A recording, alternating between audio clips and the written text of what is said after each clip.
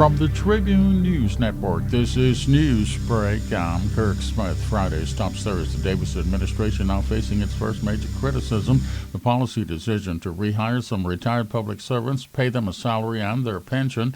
The Minnis administration had changed that. The now opposition leaders among those critical of the decision made by the Davis cabinet to reverse that, calling it, among other things, double-dipping. Public Service Minister Mitchell says it's not that, it's the law, and that's what they're following.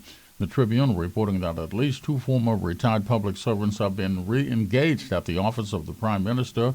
OPM statement saying their expertise and long years of service are invaluable.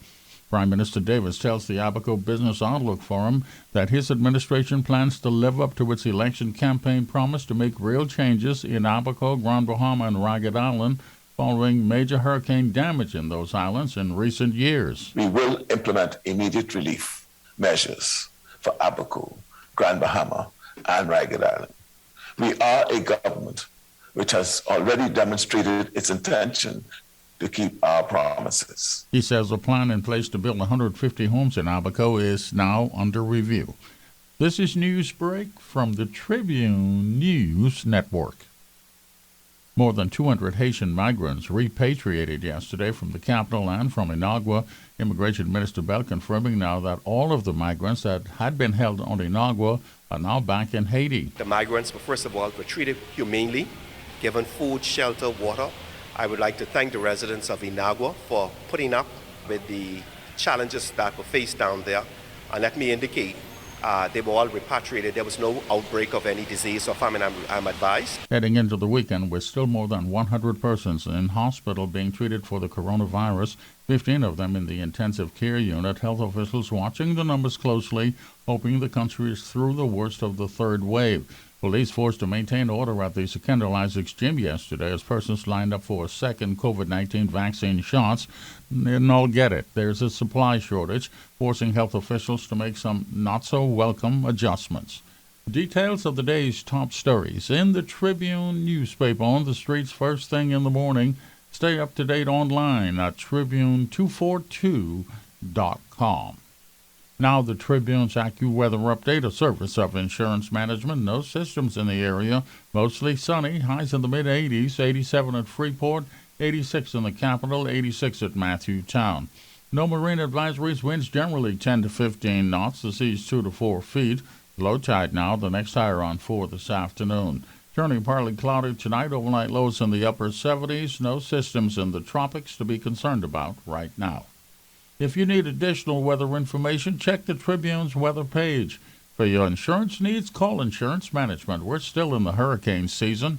Insurance Management reminds you to remain ready and make sure your home and contents coverage is up to date. Call them today. With more than 40 years in business, nobody does it better than Insurance Management. This is Newsbreak from the Tribune News Network.